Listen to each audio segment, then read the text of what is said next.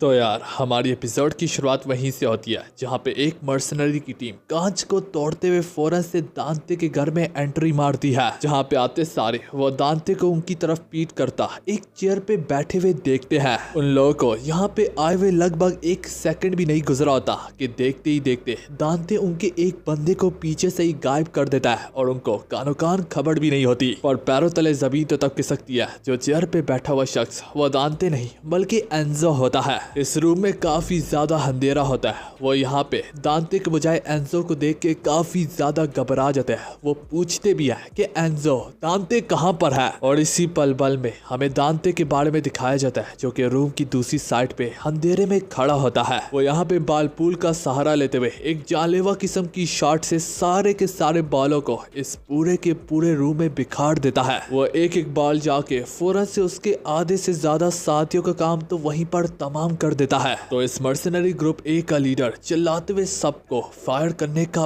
Order देता है। तो ठीक ऐसा ही सारे के सारे लोग वहाँ पे मौजूद दांते के खिलाफ गोलियों की बारिश बरसा देते हैं। मेरे भाई लोगों, एक पल में दांते उस कोने में खड़ा होकर उनकी बुलेट्स को डॉज कर रहा होता है कि दूसरे ही पल में वो उनकी ही साइड पे खड़ा होकर उसी जगह पे शूट कर रहा होता है। ये कहते हुए मेरे भाई लोगों, आखिर तुम लोग किसको शूट कर रहे हो? तो इस सब पर उस मर्सनरी को अपनी आंखों पे यकीन नहीं आ रहा होता। अब देखते ही देखते दांते यहाँ पे अपनी दोबारा से खतरनाक स्पीड का इस्तेमाल करते हुए उसके एक एक चमचे को वहीं पर सुलाता चला जाता है। अब जब खाली उस ग्रुप एक का लीडर ही बाकी होता है, शूट करते करते उसकी बुलेट्स खत्म हो जाती है लेकिन दांते हाथ नहीं लगता। तो वो यहाँ पे नाइफ पे शिफ्ट करते हुए कहता है दांते को, अगर हिम्मत है तो सामने से मुकाबला करके दिखा, बुज़दिल कहीं के। तो इन्हीं सब में यहाँ पे उस मर्सनरी को अपने पीछे कुछ महसूस होता है और दूसरे ही पल में दांते उसके बैंडना को चुरा लेता है। वो मर्सनरी घबराते हुए फौरन से पीछे तेजी से हमला करता है लेकिन तब तक दांते दोबारा से पलट के उसकी पीठ पीछे आ चुका होता है। ये लम्हा दांते के लिए काफी होता है। दांते उसके ही बैंडना का इस्तेमाल करके उसके हाथ को बांधते हुए एक ही लात से उसका मुंह दीवार के अंदर दसा देता है। इसी सब के बाद वो यहाँ पे एंजो को खोलते हुए कहता है, अब ठीक है, हमारे बीच का हिसाब यहाँ पे चुपता हुआ। दांते यहाँ पे सवाल उठाता है कि आखिर ये लोग मेरे मदर के दिए हुए नेकलेस के पीछे इतने हाथ धो के क्यों पड़े हुए? एंजो रिप्लाई में कहता है, अगर मुझे मालूम होता मैं तुझे पहले ही बता देता।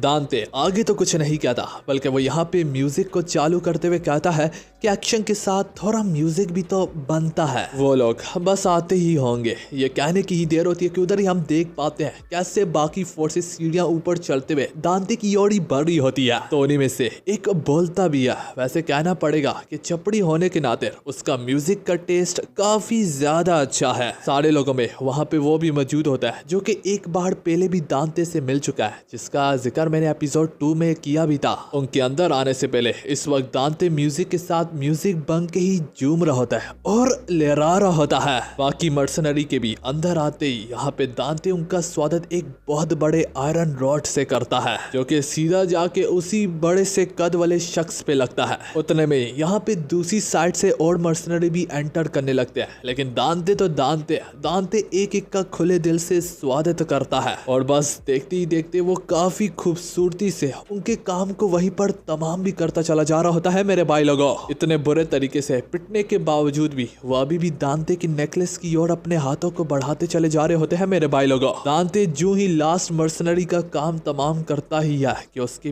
पीछे से दूसरा मर्सनरी निकलता है। वो तब तक दांते के काफी ज्यादा करीब आ चुका होता है। दांते को पता भी नहीं था कि वो इसी मर्सनरी के पीछे छुपा था और इसी में बूम वो अपनी शॉटगन का इस्तेमाल करते हुए दांते के पेट में छेद कर देता है। उसकी बुलेट दांते के आर पार होते हुए फौरन से म्यूजिक को भी जाके लगती है और म्यूजिक भी बंद हो जाता है। मतलब कि पार्टी यहाँ पर खत्म हो गई। वो काफी ज्यादा खुश दिख रहा होता है क्योंकि वो वही मर्सनरी है कि सारे के सारे लोगों में से उसी ने दांते का काम तमाम किया। पर ट्विस्ट तो यहाँ पे आता है कि देखते ही देखते दांते के जख्म अपने आप ही बढ़ने लगते हैं, जो देखकर वो पूछता भी है, ये तो नामुमकिन है, आखिर तुम कैसे खुद को हील कर पा रहे हो? तो दांते बोलता है, हाँ जानता हूँ, काफी हैरानगी की बात है, हाँ ना?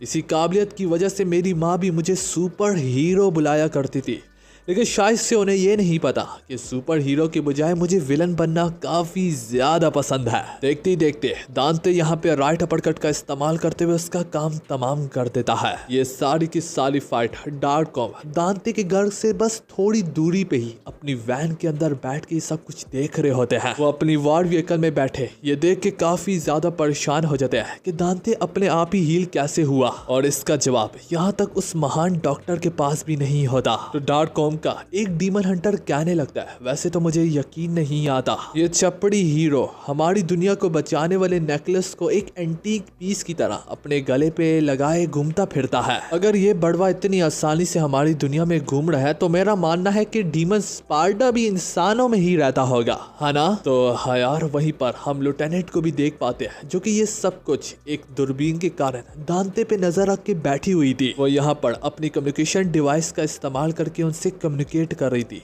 और वो डीमन स्पार्डा के बारे में सुनकर बोलती भी है। जहाँ तक डीमन स्पार्डा की बात है, स्पार्डा डीमन वाहिद एक ऐसा अकेला डीमन है जिसको हम इंसान ना ही मारे तो इसी में हमारी भलाई है, क्योंकि उसको मारना इसके ही बराबर है जैसे अपनी इंसानियत को खुद अपने हाथ से ही खत्म करना है। वो ये बोलते हुए डीमन स्पार्डा की कहानी सुनाने लगती है। वो एक बहुत ज्यादा काबिल डीमन नाइट था, एक महान योद्धा। वो इतना ज्यादा ताकतवर था कि उस दौरान वो डीमन किंग का दायां हाथ था, मतलब के right hand. Demon king Mundus demon Sparda पे काफी ज्यादा भरोसा करता था। ये बहुत ज्यादा पुरानी बात है, लगभग 2000 साल पहले की, जब हेल और हमारी दुनिया के बीच में कोई दीवार नहीं होती थी, मतलब कि हम एक ही दुनिया में रहा करते थे। तो इसी वजह से जो जालिम डीमन किंग मंडस था वो चाहता था कि वो हम इंसानों को भी गुलाम बना दे, बिल्कुल डीमंस की तरह ही। पर ये सारी की सारी तबाही और मारपीट और ये जुल्म इंसानियत के खिलाफ डीमन स्पार्डा को पसंद नहीं आया, तो उसने डीमन किंग मंडस के खिलाफ ही बगावत कर दी और अपने ही साथियों की जान को नोच डाला। चाहे भले ही डीमन स्पार्डा इंतहाई ज्यादा खतरनाक डीमन था,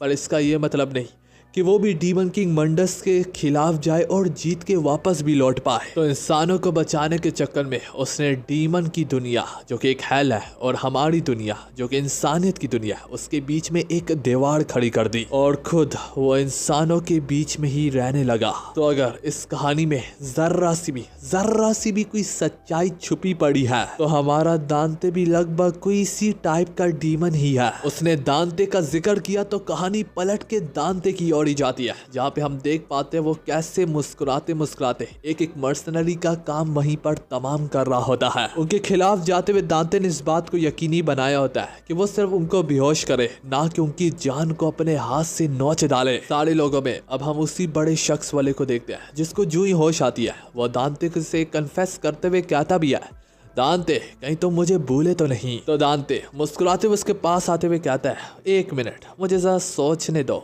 7 फीट की लंबाई, चेहरा ऐसे जैसे कि पाइनएप्पल को दाढ़ी आ गई हो। ऑफ कोर्स तो जैसी बुरी शक्ल को मैं कैसे भूल सकता हूँ। तेरा नाम तो आर्नी है ना, जिसका नीचे भी काफी ज्यादा मोटा है। चलो नीचे नहीं जाते क्योंकि बात तो फिर हरेस की आती है। तो बताओ आर्नी, यहाँ पे कैसे आना हुआ? तुम्हारे बाल बच्चे कैसे हैं? आर्नी यहाँ पे कहने लगता है, चूंकि दांते में और तुम एक तरह से दोस्त है तो मैं तुम्हारे खिलाफ जाना नहीं चाहता।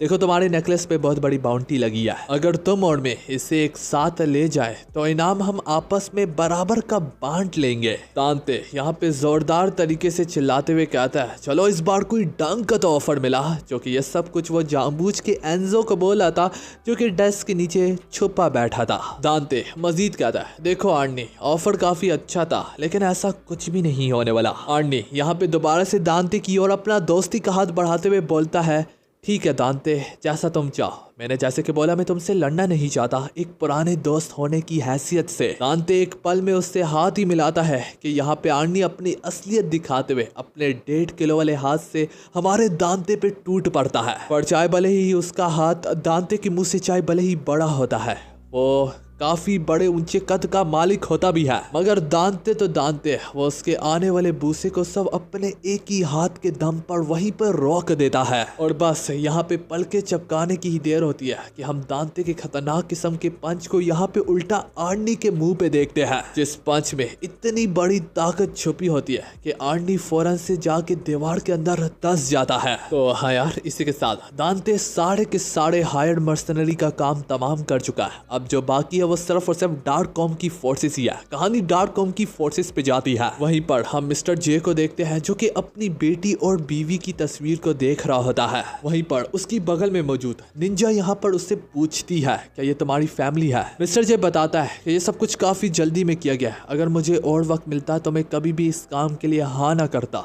क्योंकि मेरा फैमिली मेरा इंतजार कर रही है। लेफ्टिनेंट कम्युनिकेट करते हुए कहती है कि सारे के सारे मर्सनरी का काम तमाम कर चुका है वो, अब मैं अंदर जाती हूँ। दोस्तों मैं पहले ही बता दूं, ये लेफ्टिनेंट काफी ज्यादा स्ट्रॉन्ग है और ऊपर से इसके पास हाई टेक टेक्नोलॉजी भी है जो कि इससे कई गुना ज्यादा डेडली बनाती है। और अगर आप लोगों को लगता है कि इंसान कभी भी डीमन से नहीं जीत सकता तो ये तो सिर्फ आप लोगों की भूल है। मैं आप लोगों को मिलाना चाहूंगा रेजिडेंट ईवल के हीरो लियोन एस कैनेडी से। तो अगर आप लोग सोचते हैं कि ये बंदा तो दूसरे शो का हीरो है, आखिर इसका इस सीरीज से क्या ही ताल्लुक है, तो इनके बीच में थोड़ी बहुत सिमिलैरिटीज तो है। जैसे कि हमें रेजिडेंट ईवल में रैकून सिटी के बारे में बताया जाता है, ठीक वैसे ही रैकून सिटी का जिक्र इस डेविल में क्राई में भी किया जाता है। और अगर मैं आप सभी को एक मजेदार बात बताऊं तो जो हमारा दांते जो है वो असल में दांते था ही नहीं बल्कि लियोन एस कैनेडी ही था। अब मेरा इस बात से क्या मतलब है, ये आप लोगों की एक छोटी सी असाइनमेंट है, तो जाके सर्च करो और इसका जवाब ढूंढ के मुझे कमेंट सेक्शन में जरूर बताना। तो चलो यार, इसी के साथ हमारी वाली वीडियो यहाँ पर खत्म होती है।